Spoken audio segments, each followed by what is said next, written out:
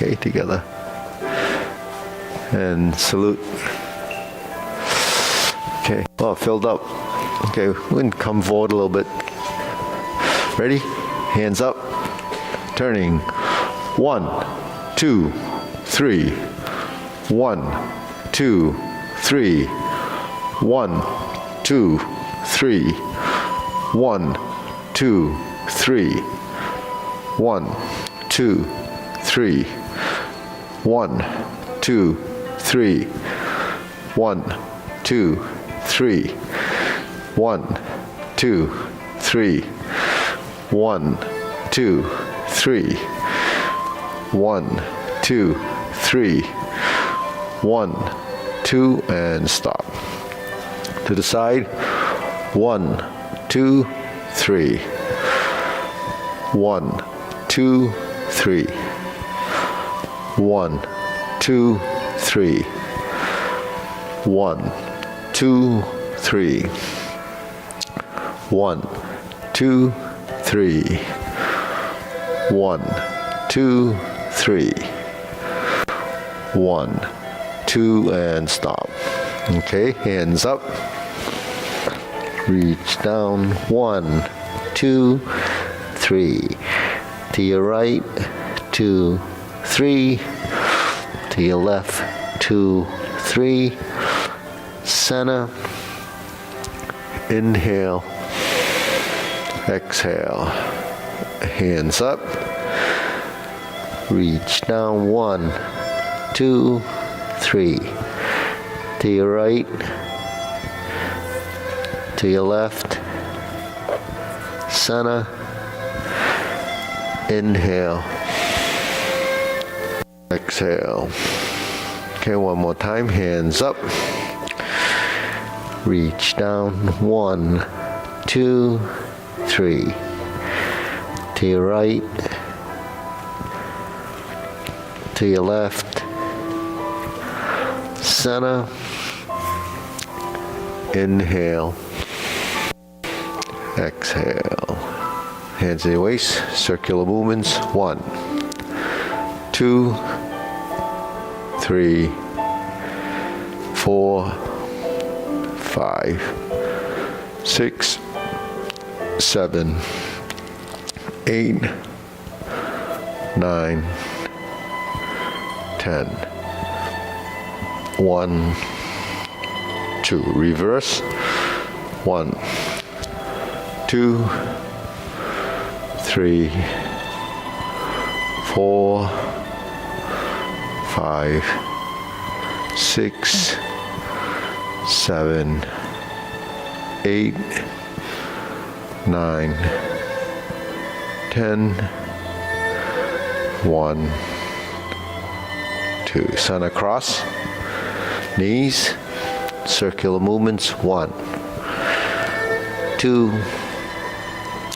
3, 4, 5, 6, 7, okay, 8, 9, 10.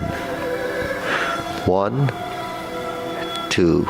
Reverse. Switch hands. 2, 3, 4, 5, 6, 7, 8, 9, 10.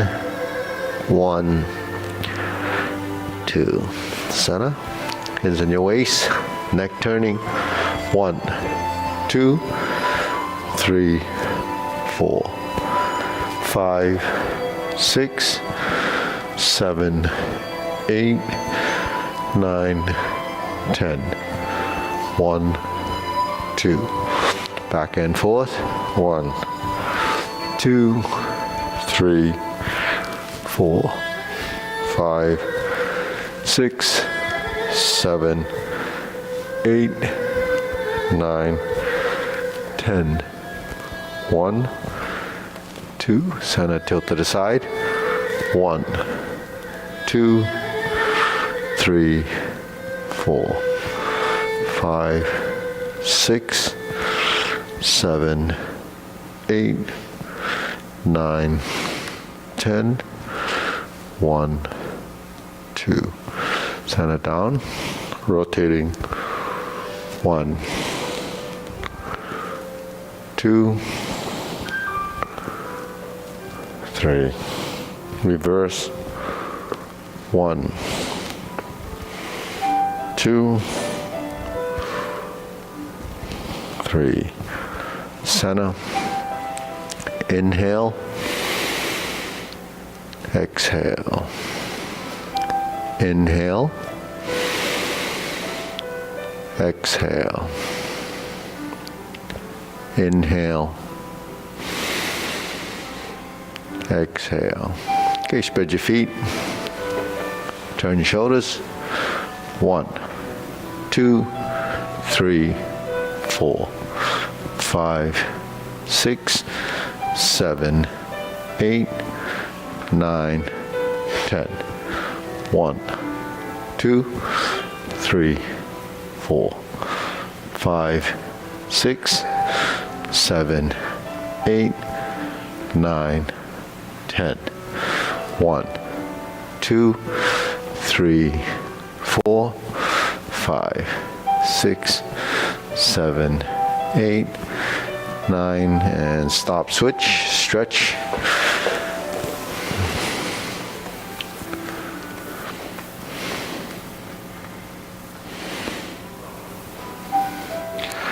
Switch.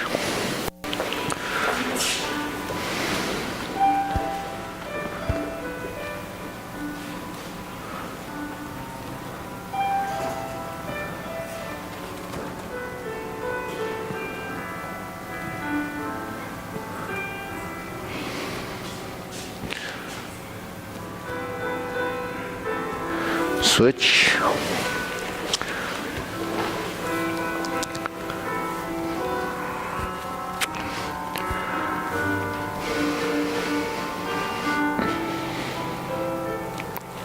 Switch.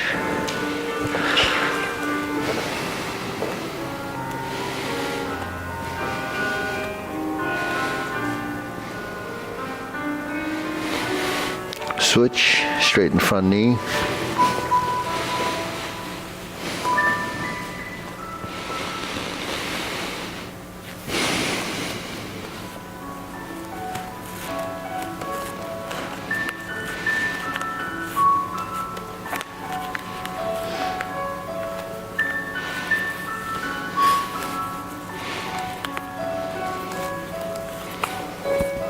Switch.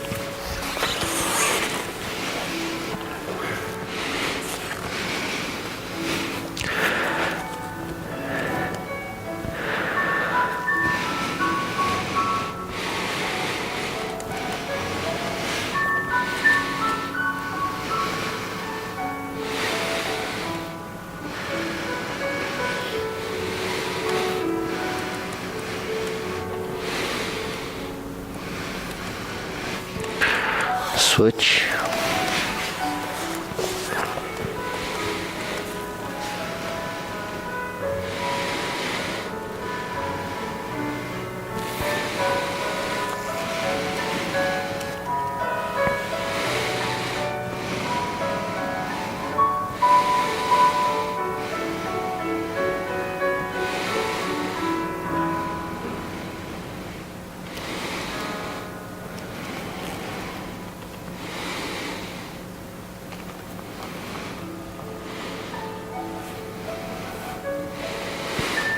Switch.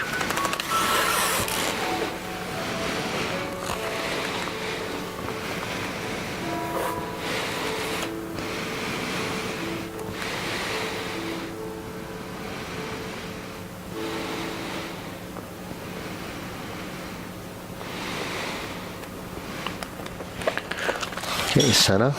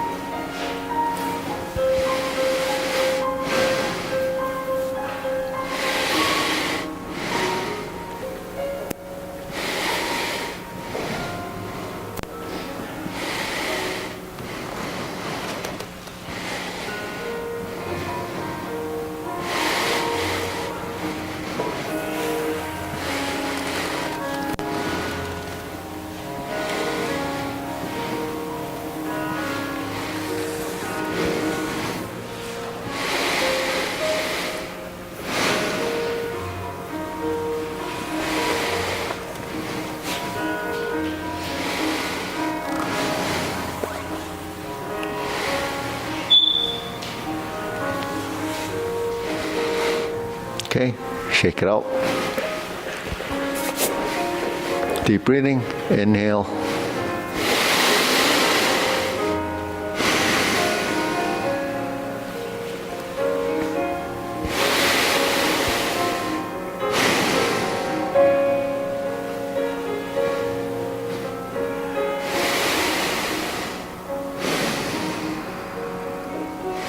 Okay, shoulder roll.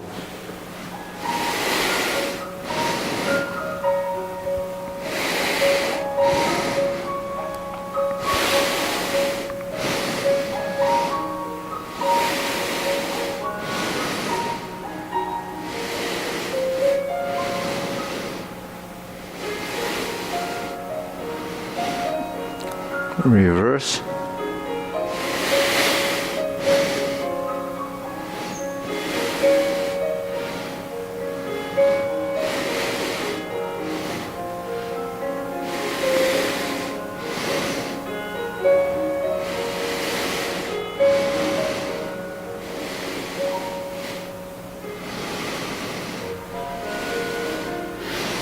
And center. Okay, press. Release. Exhale, inhale. Breathe through your nose. Tongue touches the roof of your mouth.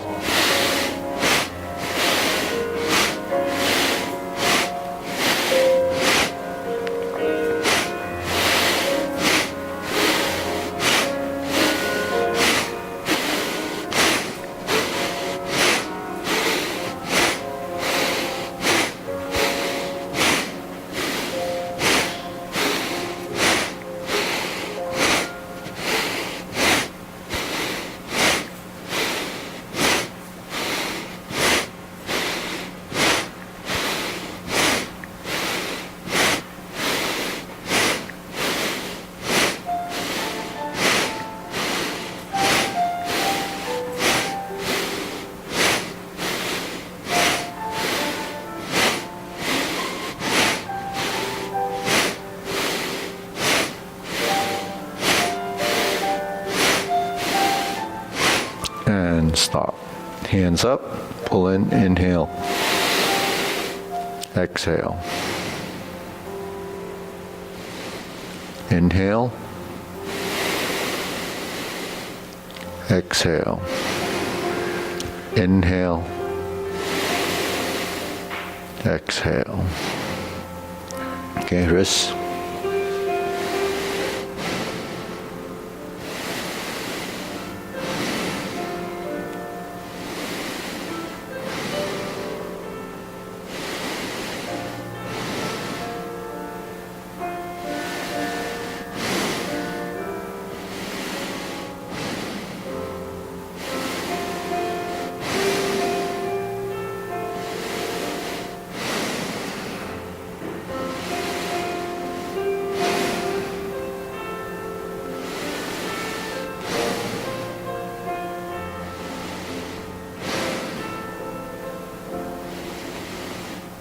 Reverse.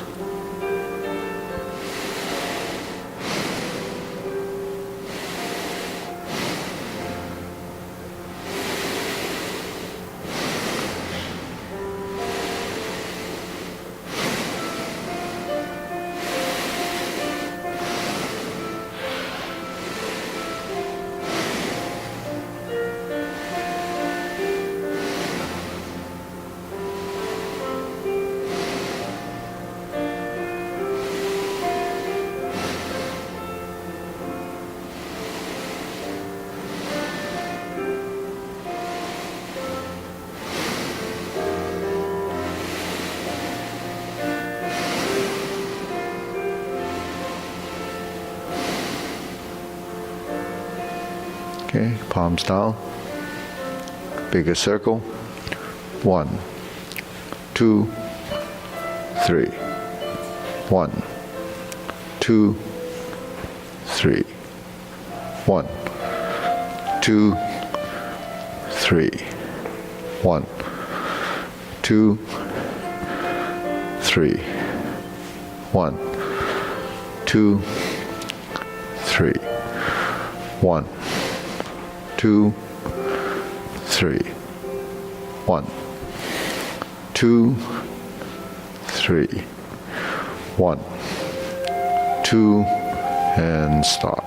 Okay, side to side.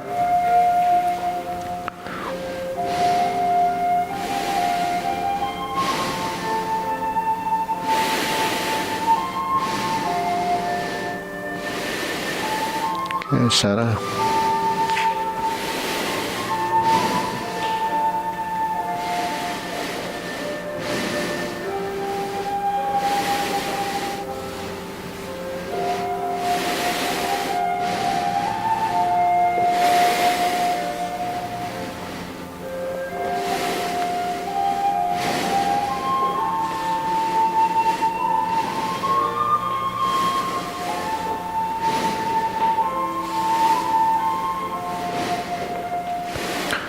And center. Okay, insert needle.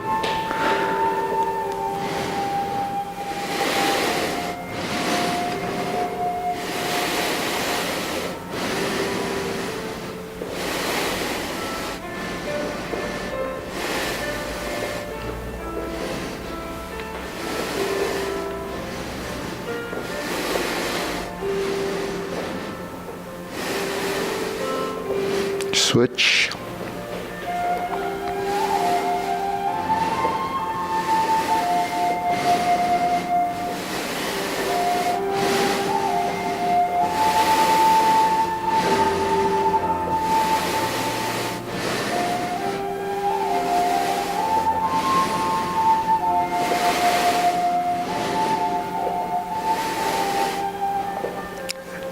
And center.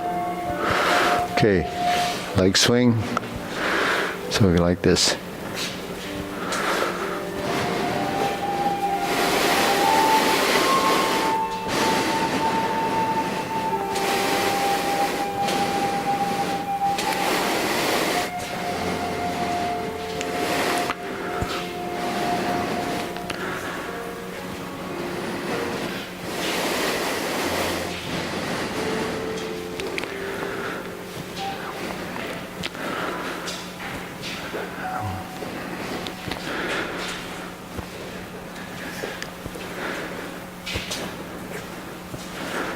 Switch.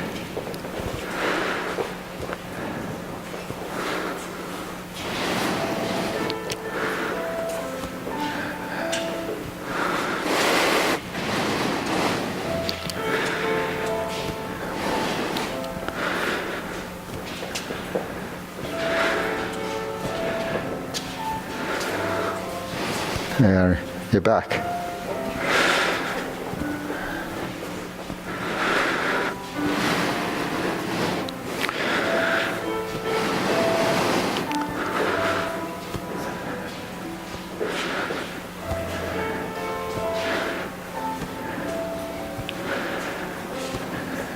Center, side to side.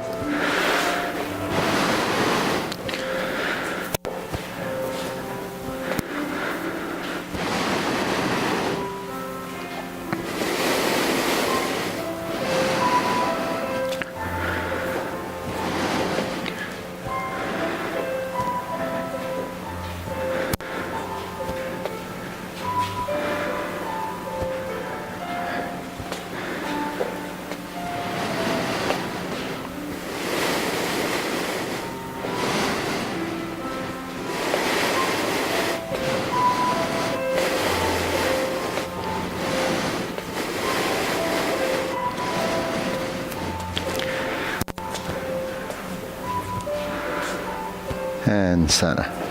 Other side.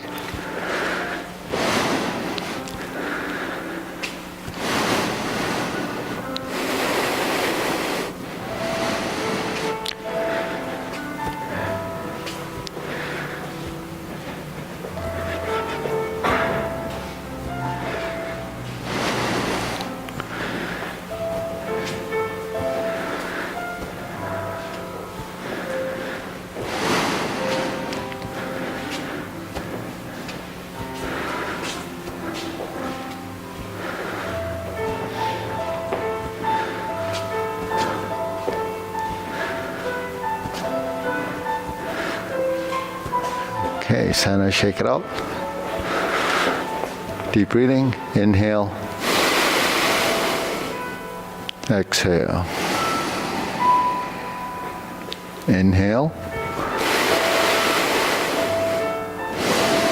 Exhale. Inhale. Exhale. Okay, still grilling.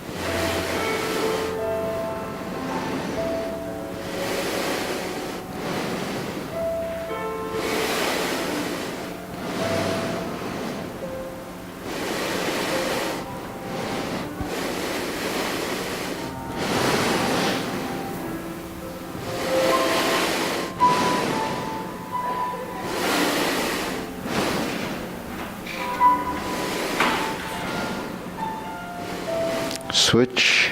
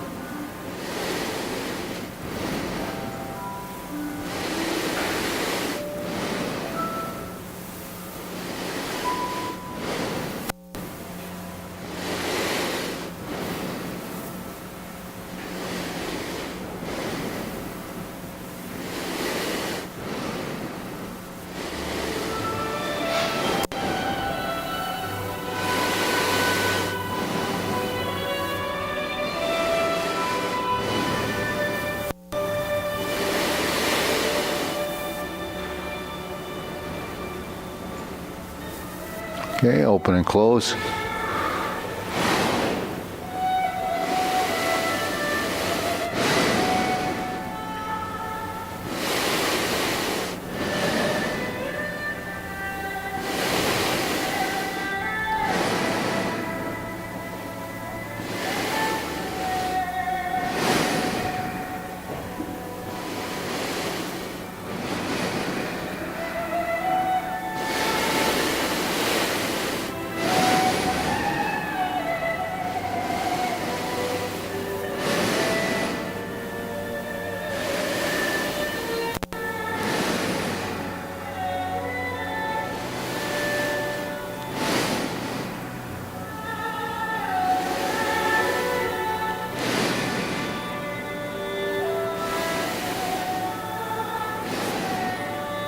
Switch.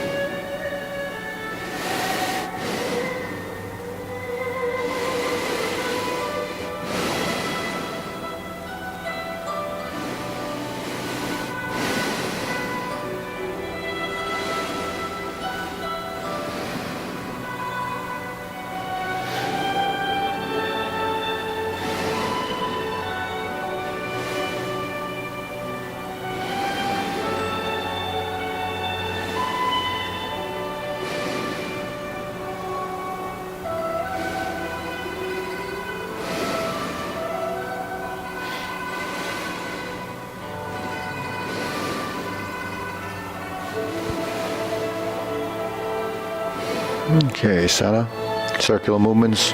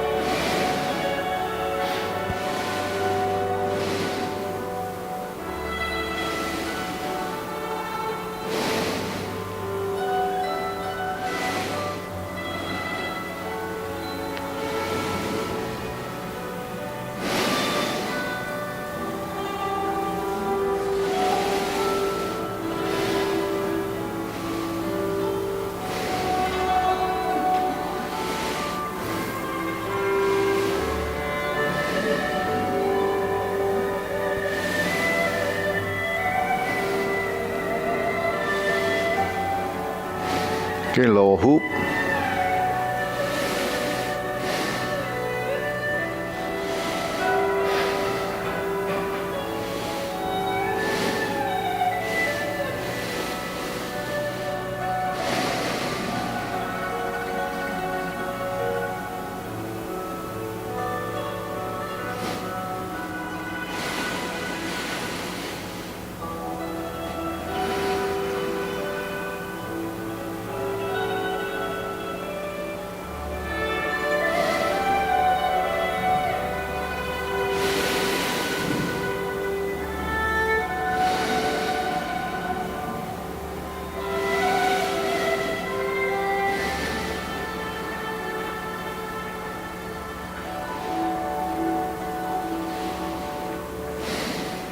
Shoulder height.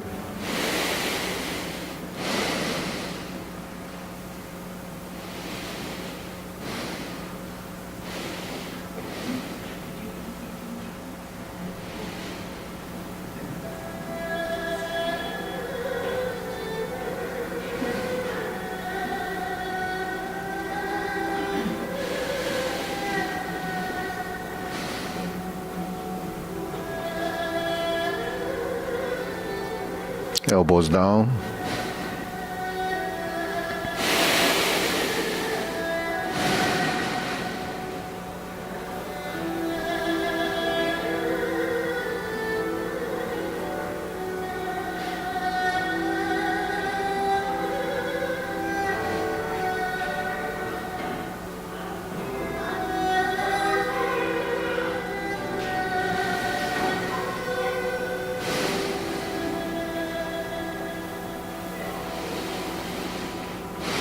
Lower, palms down, straighten up.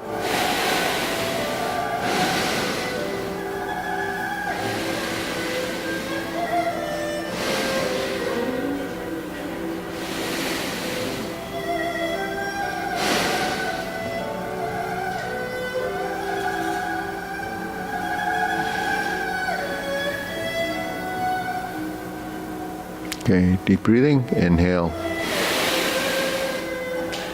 Exhale. Inhale. Exhale. Inhale. Exhale. Okay, diagonal flying.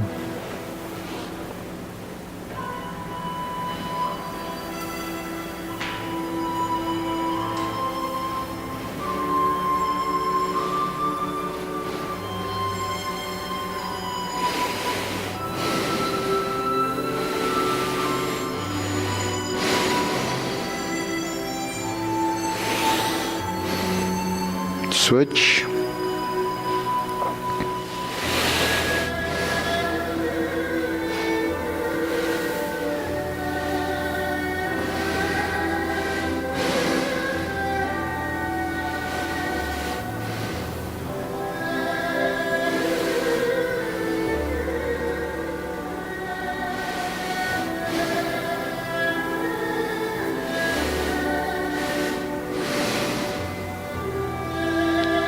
Okay, center, cloud hands.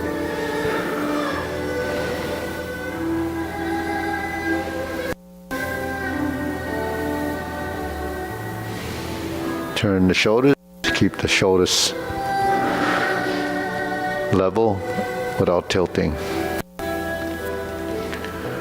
Okay, move the feet.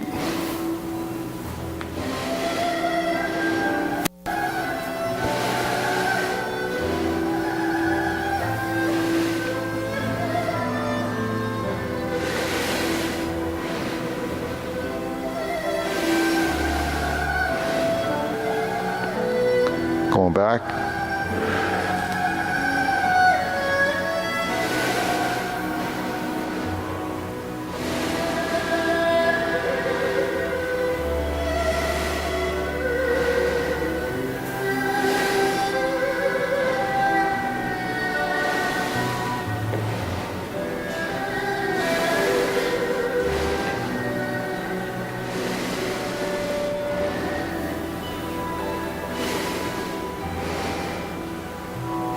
Going back, 1 foot at a time, toe heel.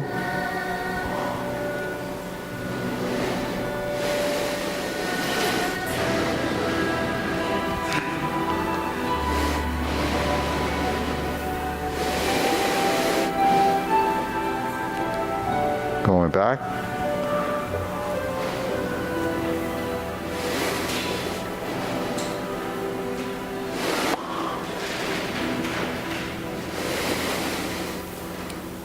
Okay, and center. Okay, deep breathing. Inhale.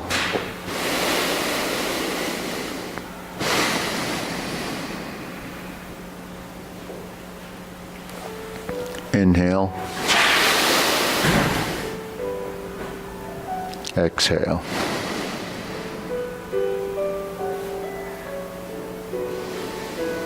One more. Inhale.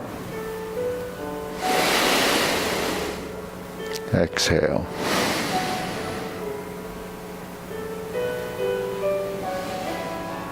Okay. Low hoop. Middle, upper. Okay, carry tiger to the mountain.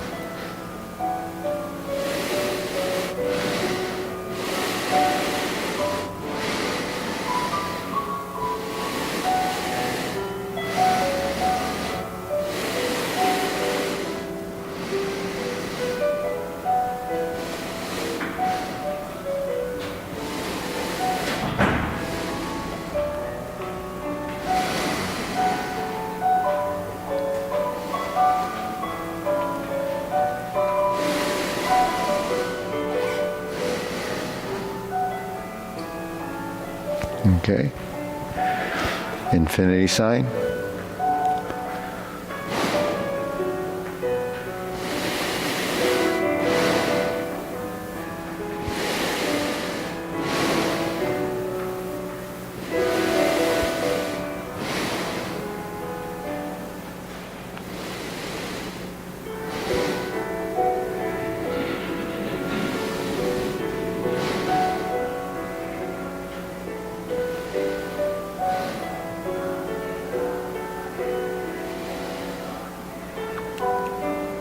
Okay, form the fists.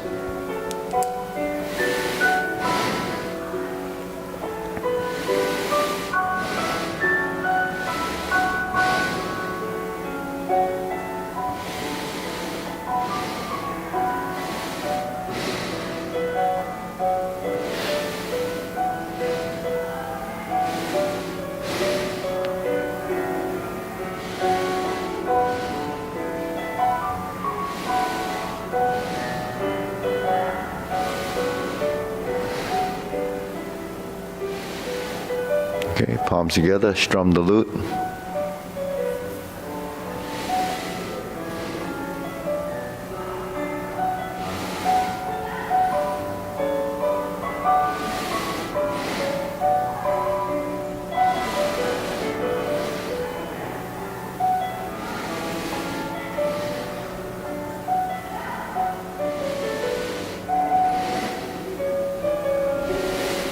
Okay, turn toe heel, strum the lute or vertical elbow, back to center, lower hoop, turn.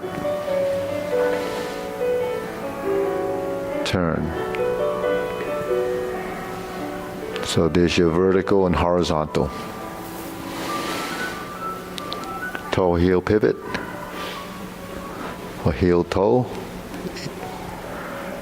heel, toe, toe, heel. Pivoting back, toe, heel, heel, toe, heel, toe, heel, toe, and heel.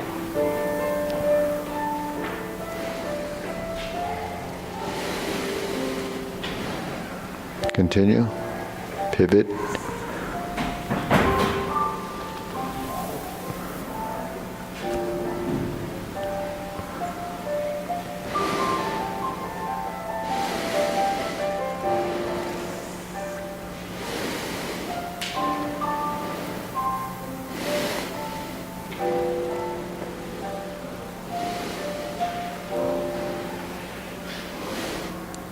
continue. Try it again. Turn and turn. Turn and turn. Turn and turn.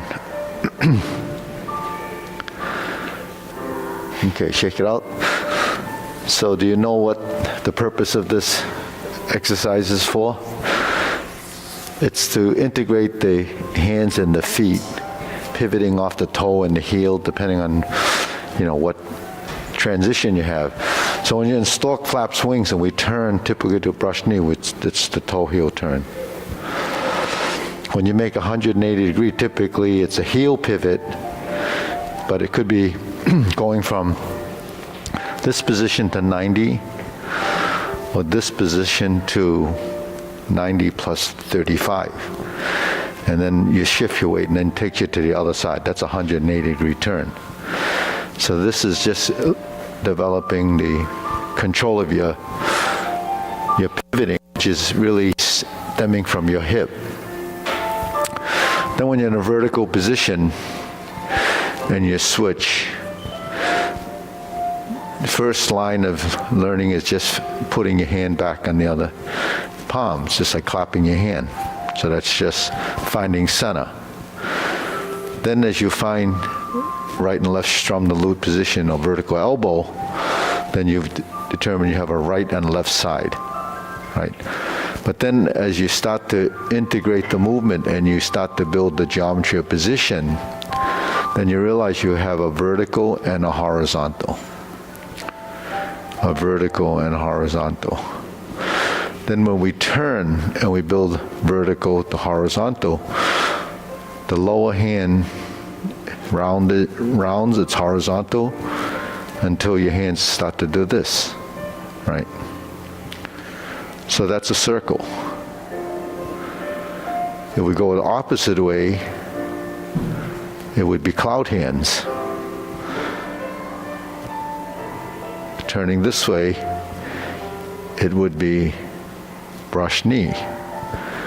Now, brushing the knee, your lower hoop becomes a palm down. And then you end up pushing to the corner. Okay, and you push to the corner. Then when you add your feet in this exercise, when you turn, you have a relationship between the pivot on the heel and the lower and upper hand, right? And then you pivot again, and then you get to the other side. And back to center, shift. So the goal is to develop the correct geometry of position in your transition, but then you're always integrating the right and left side, because your hands in functionality can't work by themselves. You have to have them both working together. So one's passive, active, passive, active, right? So that's building the integration of upper and lower. Is tied to your, from the sole of your feet to your palms of your hand. And then the sinking in the stance is really your elbows and your knees. So that's building that relationship, okay? All right, deep breathing.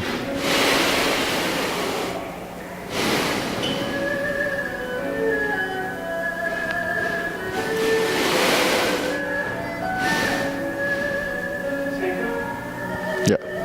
Are you your hands on your feet? Are your hands empty or do they have any strength at all? Or is it a momentary thing? Actually, throughout your movement, there is sort of energy and emotion to create it. So how much you used really is what you're trying to determine. So if you're stiff, then it's too much. If it's like this, then it's too little.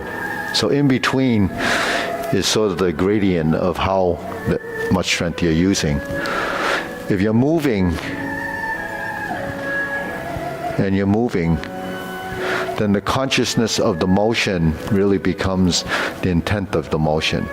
So if I move like this, I have to have something to connect the two sides. So one becomes a relationship of substantial and insubstantial. So when the hand moves, depending on what I'm doing, it has to have integrity and transition, enough strength to sustain, but not excessive, become overly stiff. So if his hand came to me, then I have to figure out how much that strength is. If he came again, it would be like this. If I'm here and he came here with his other hand, say strike down here, in here, then that would be like that. So when your hands move, if my hand is here, this would be like this. Because they work together, then it becomes this. You see? So it's not empty, there's something there. But how much really is, almost nothing beyond what it needs if it's not doing anything. But once there's strength and his hand is here and he pushes, then I have to meet that strength. And no matter how much he pushes, I have to determine how much that is. And this is a round position, and he can push more. And he can push more. I don't understand why he's using so much strength. See, so that's what happens. It changes. Okay. Hands here. Turn, draw the bow.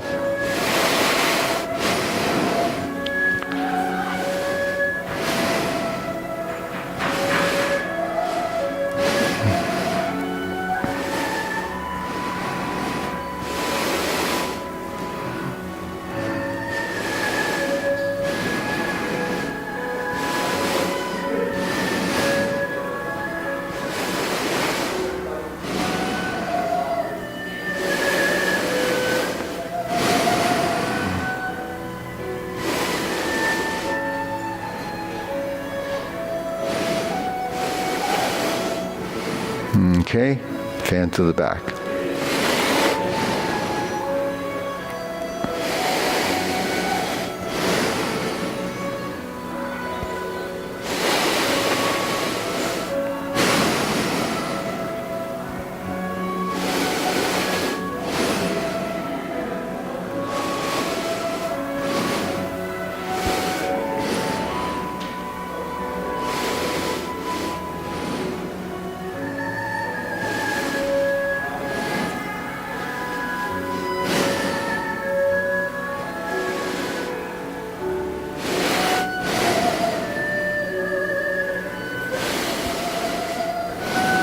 Okay, raise the hand.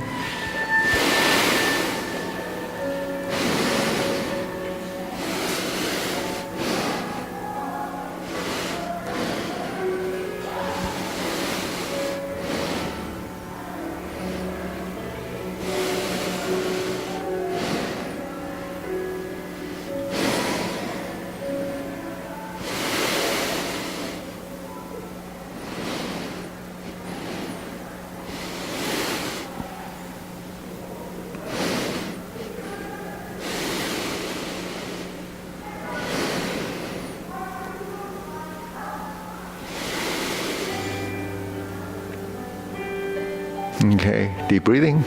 Inhale.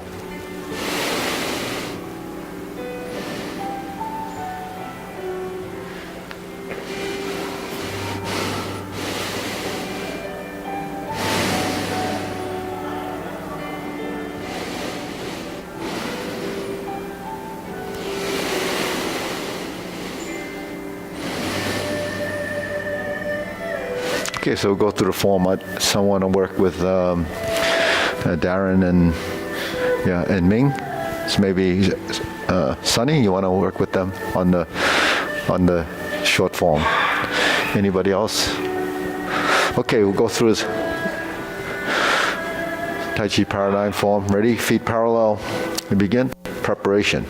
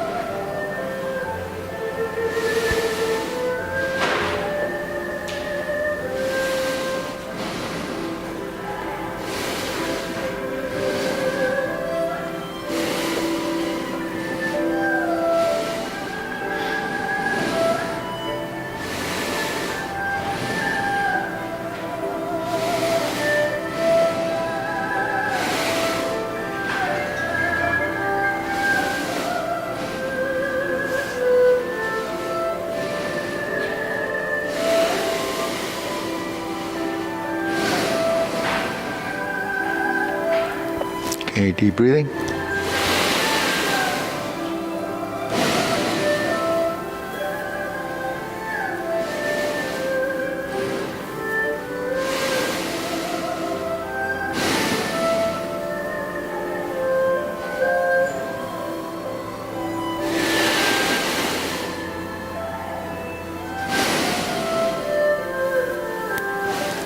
Okay, so we go through the long form.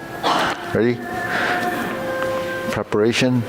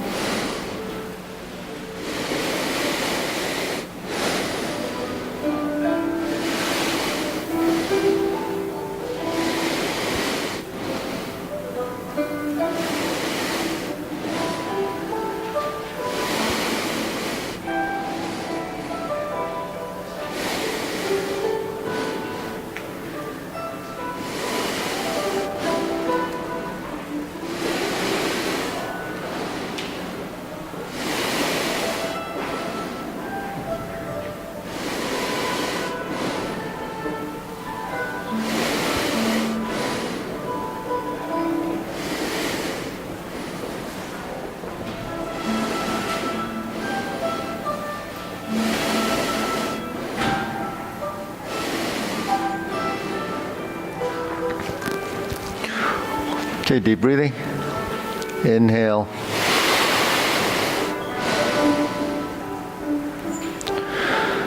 Inhale. Exhale. Inhale. Exhale. So we'll go back to the question you were talking about strength. So that's sort of that. Anybody look at the article from the New York Times talking about, building abs and doing a lot of sit-ups or planking?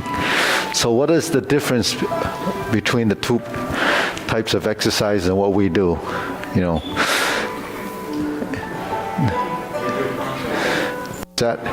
It's functional strength, right? So the idea of how much strength you use comes down to the idea that it's called conscious intent and not using strength. So the Chinese term for that, yong yi but yong let, right? Yong yi is consciousness, intent. What are you going to do with those, those ideas or those motions? So then you look at the exercise, right? What does planking do? And what do muscles do? There's only two things muscles do: contract and release, right? That's all. So what they do is generate motion. And how do they generate motion? They cause the bones to move with hinges or joints. That's the whole purpose of it.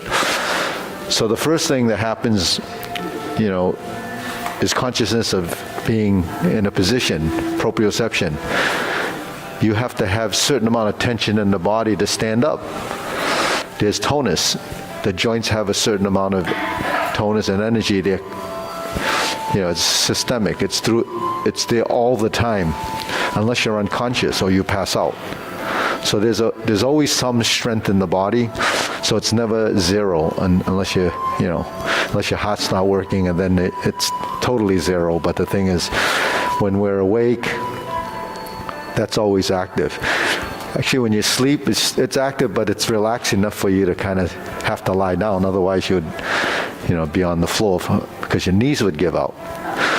But then when we do movement, we have to control that strength. So in Tai Chi, what we're learning is how to use our strength. How much strength and what kind of strength.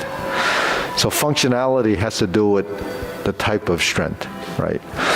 The type of strength is really the amount of strength and how you manipulate your skeletal structure. Are you using it for postures? Are you using it to move something? They're all different. And the amount of strength you use typically, if it's tangible, is what you need to overcome the load.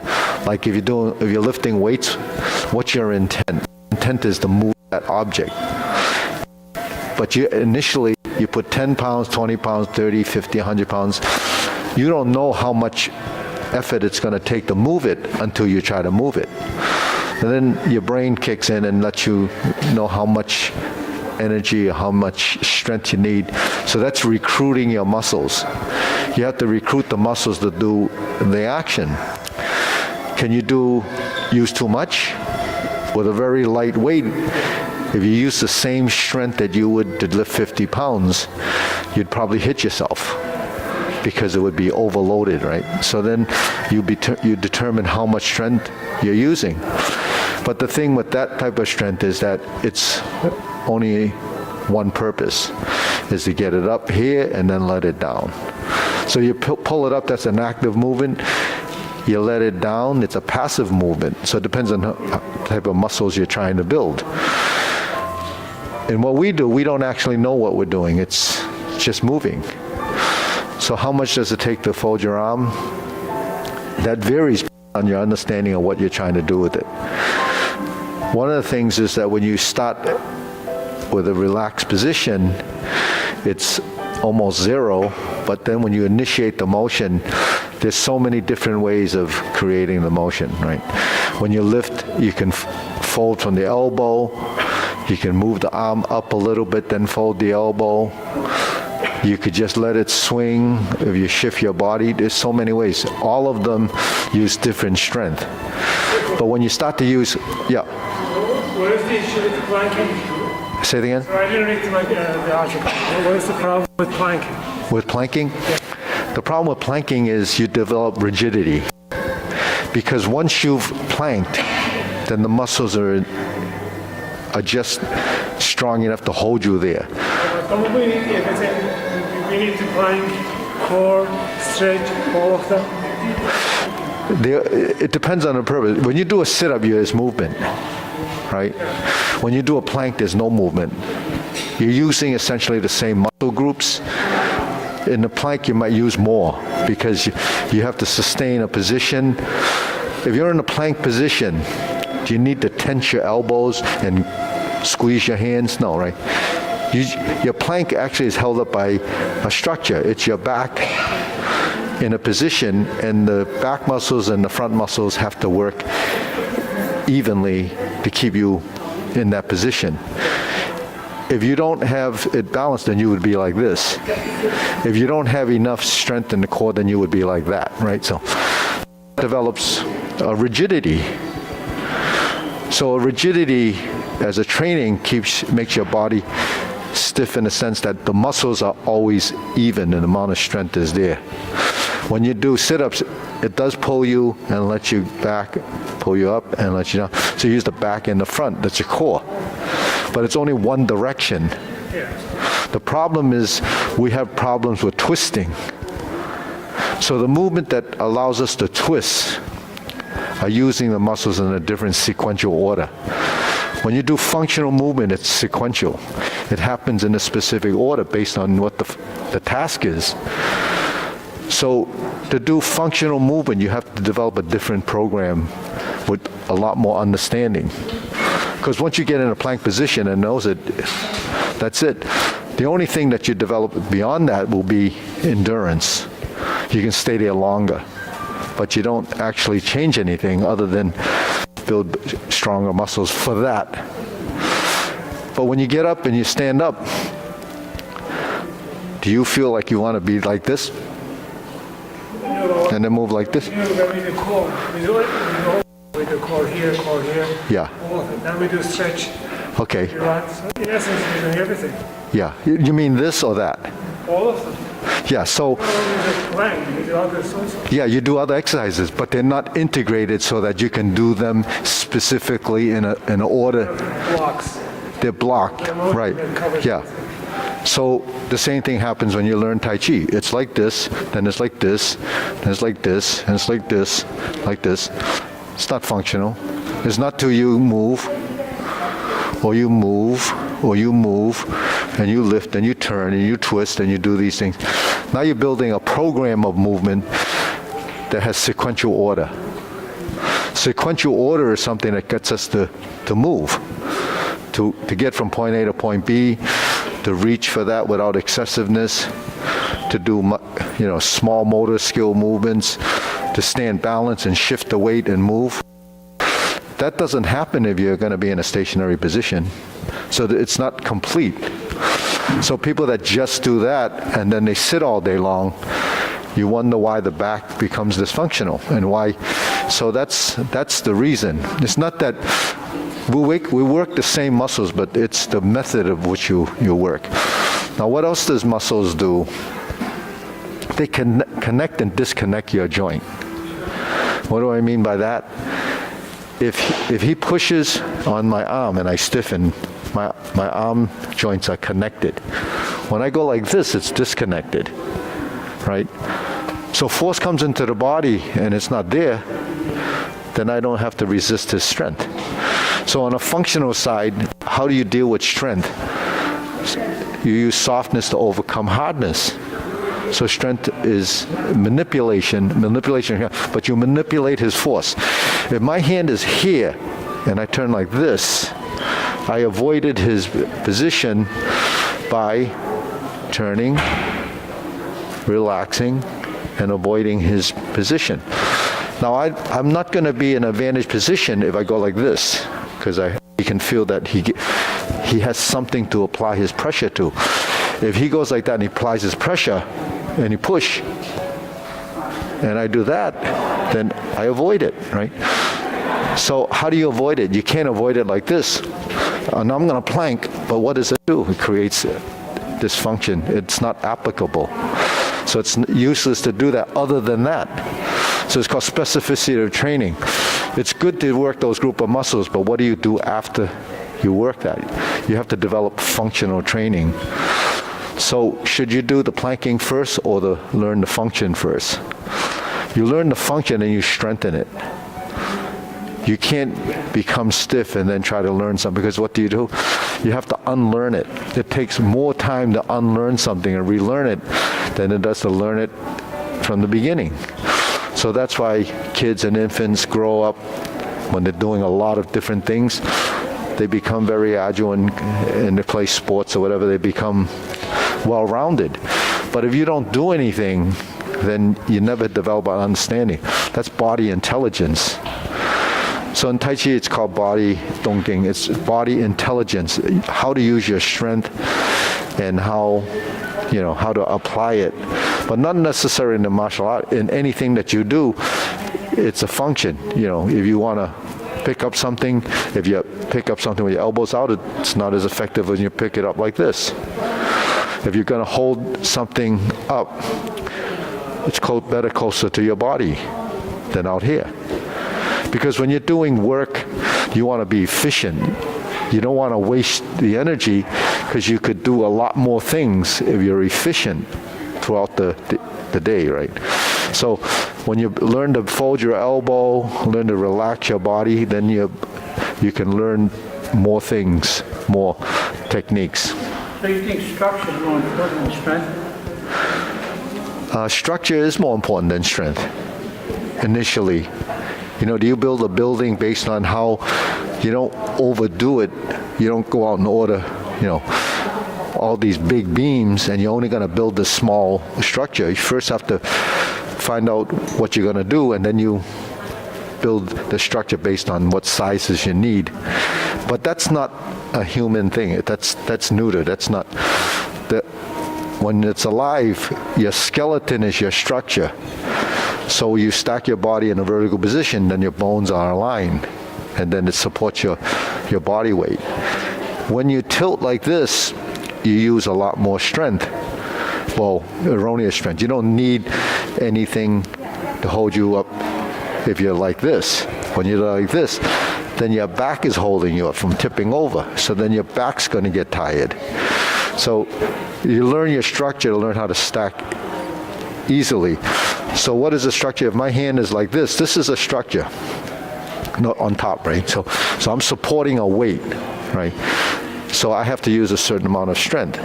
So when you get into a position, the first thing you have to do is determine how much. But I can balance it based on, if he presses more, then I'm like this. But I also have to stiffen my back to keep me from doing this. But if I do this, when he pushes, the strength is moving and is going down. Yeah, much stronger. When he gets to here and he pushes down, Yeah, big difference. but I don't use a lot of strength from here, and I don't use the strength that required me to hold it like this. So that's why the correct strength is how you go through the motion. Now, when you get to here, then you move. But if you may not realize it, but when you go up like this, there's moments, weights, there's a weight in front of you, that's your arms. So to compensate for that, you actually have a minute shift backwards. And then if I drop my elbows, my body resets. And then it continues and it goes up and down. Then it becomes a cycle. So you're creating a sequence of events that allows your body to recognize that. So the heightened sensitivity of your body feedback actually makes your body understand. The feedback is in your sensory system, that are in your joints, that are in your muscles, that's in everything that detects what it thinks it's supposed to do. And what the brain does is process it, and then it becomes better and more efficient, because it starts to understand what your real end goal is, and then it continuously evolves until it's almost effortless. But meanwhile, you're going to use a bit of strength in the beginning and waste a lot of energy.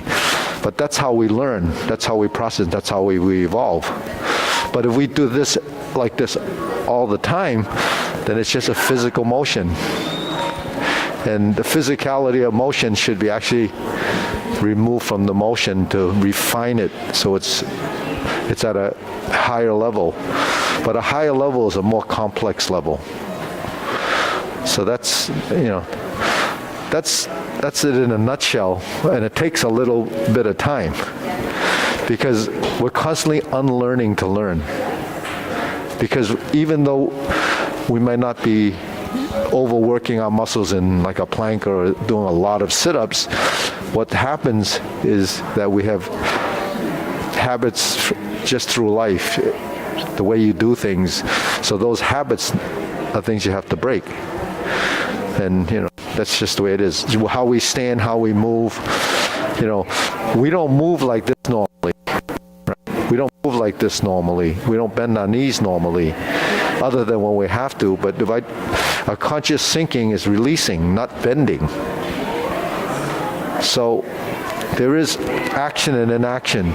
If you're standing like this and you push your knee out, that becomes an action. But the knee can't go out unless you relax your ankle.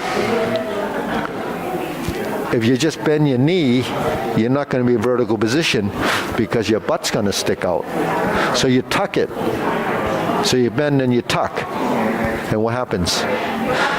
Your hips become stiff. So when you tuck, you can't turn. You're like this. So it's better to push the knee out, let your body sink, and you stay plumb. That's sitting. That's the sitting stance in Tai Chi. Okay. Okay, ready? Bow.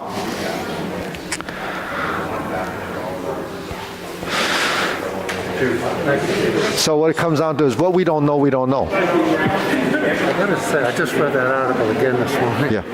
The first exercise they list at the end of the article is the plank. Which, they go through the whole thing about, basically what you said. Yeah. And then they list seven, and the first one's the plank, which kind of confused me. Yeah. So they talk about those, but that's working groups of muscles. In fact, all exercise trainers only work muscles.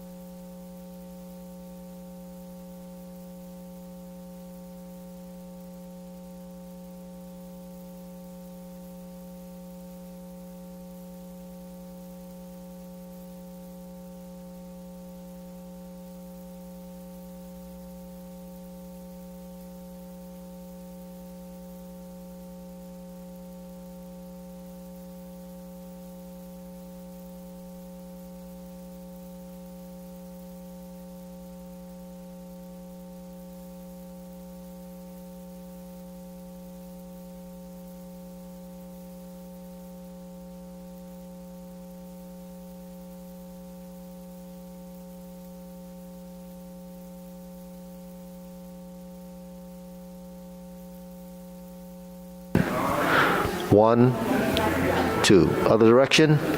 1, 2, 3, 4, 5, 6, 7, 8, 9, 10. 1, 2. Okay. Hands on your waist, neck turning. 1, 2, 3, 4, 5, 6, 7, 8, 9, 10. 1, 2, 3, and stop. Back and forth. 1, 2, 3, 4, 5, 6, 7, 8, 9, 10. 1, 2. Tilt to the side. 1, 2, 3, 4, 5, 6, 7, 8, 9, 10. 1, 2. Down, circular movements. 1, 2, 3. Reverse. 1, 2, 3. Center, hands up. Inhale. Exhale. Inhale. Exhale. Inhale. Exhale. Relief, relief. You're a poor substitute. Paul's the best. Yeah. These kids are really helpful here. It's Do the stretches up. Did the warm up? yeah. They're ready to. We'll do the hollow fist punches. Yeah. Left hand on your waist. Hold the hollow fist. Right. Javi, how you doing? Good. You want to go in the middle? Over there? Huh? You want to stand there? So you can be right in front of Paul. Stand right in front of Paul. And watch him closely. Right there is good. All right.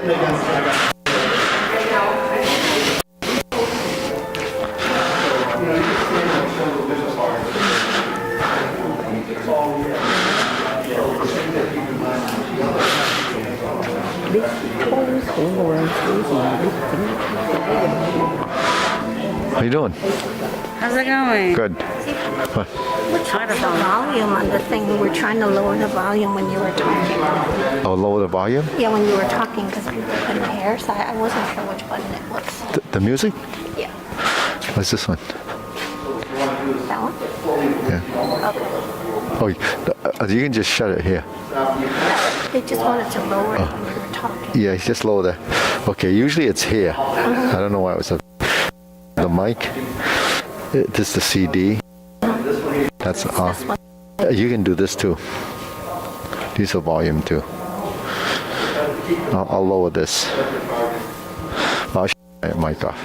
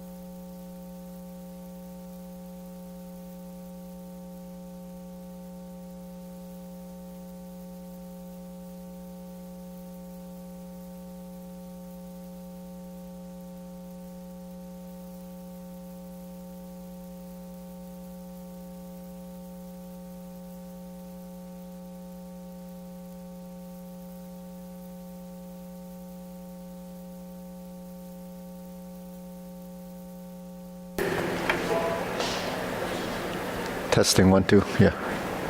So these drills that we do, it's to develop continuity of movement and also to cycle through. These techniques are all movements inside our forms.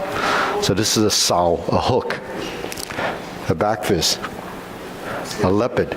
Is there a way to turn off the... Yeah. We're hearing you. Where it says mic, turn the mic down. On the other one. This one's on. Yeah. I was going to shut that off, but they were saying, we're doing kicks. Where's the... Okay, so the hook, the back fist, and that's the leopard. So when you get to learn the 5 images, you'll have a leopard. Actually, this is kind of sort of getting a preview of what's there, right?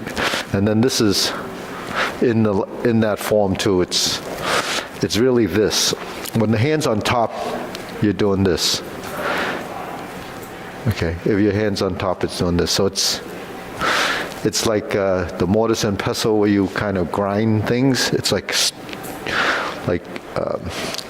what do you call that when you make milk and cheese? Churning. Yeah. And then this is a leopard. So your hook, your back fist, your stab like this, the leopard, 1, and that's a leopard. So part of doing the movement is building continuity, but you're also building, formatting. Because if I hook and she blocks, right, then I turn it down and I turn it in. If she throws a punch, I can do this and then strike. So any one of those. See, when you block a technique, she throws a punch. If I hook like this, back fist, thrust. Those can be continuous motion, because the hardest thing is to, after you block and you strike once, how do you follow up with the next punch? So you have to learn to build that follow-up. If you're like this and you go like this and you strike, that's what's happening. They're all movements in your form. After you develop sort of the pattern and the sequential part of that, then you try to build the body form. And the body form is when you're here and you turn and you stroke. That's part of the lower half, and your body will start to shift and move. Uppercut, punch, corner fist, right? So there's a cycle, and it becomes subconscious, so you really don't have to think about it. So if you do it long enough and often enough, then it just ingrains in your body. But these are movements you already can draw off of from all the forms that you've already learned, but not recognize it because they're formatted in a different way. But this gives you a chance to respond. If I'm here and I strike, right, and I strike, then you know either the step from, that's this, right, and this. So it comes down to the fundamentals. So it's like the scales to music as this would be the Kung Fu. So once you get those down, you have them. Okay, do it again. Not that I know what scales are. Except the one you stand on. So you have to, okay, just do that again, right? So what's missing in some of the movements is the intent of the motion, right? So do the first one, ready? Punch. So you punch. There's your punch.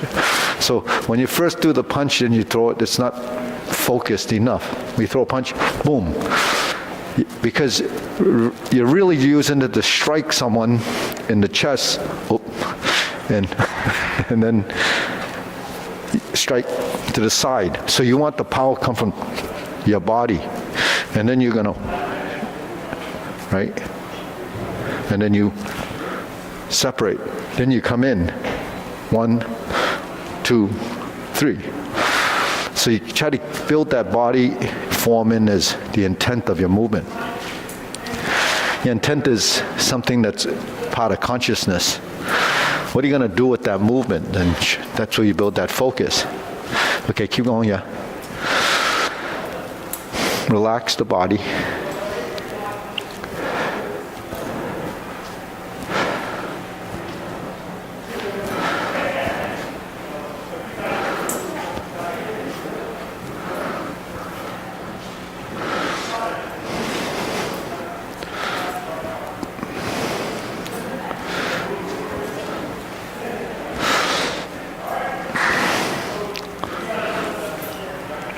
So this series is part of Fuhak, right? And this part of Iron form, or so these are part of Mudong Yeting Amon, right?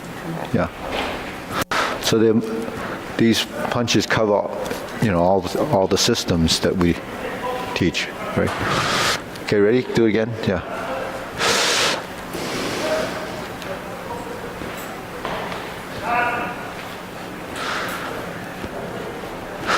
So what you're building, see, Woody, you build structure.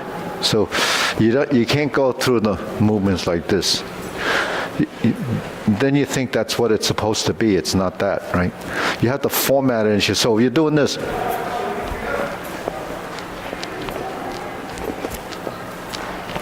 You see, you're here, you're here, you're here. So eventually your body will pick up the action. That's from the form, but the thing is, how do you cycle through, right? And how does your legs respond to that? So there's always a balance in motion, upper, lower corners, but you learn it slowly. But even if you do it slow, you have to format the position.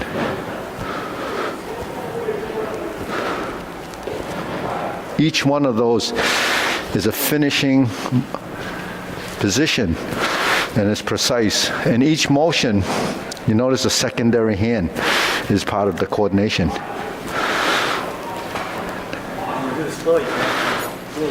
Yeah.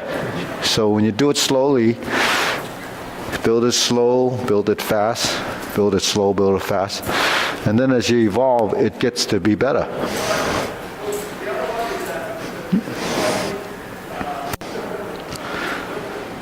Right.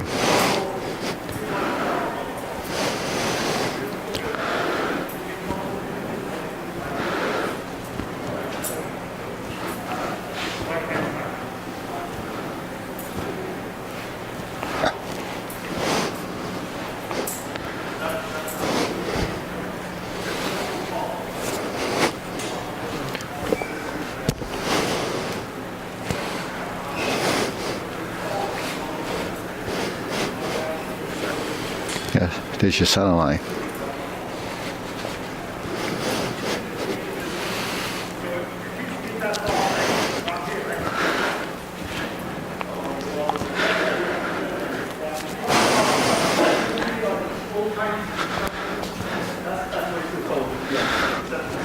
They told you just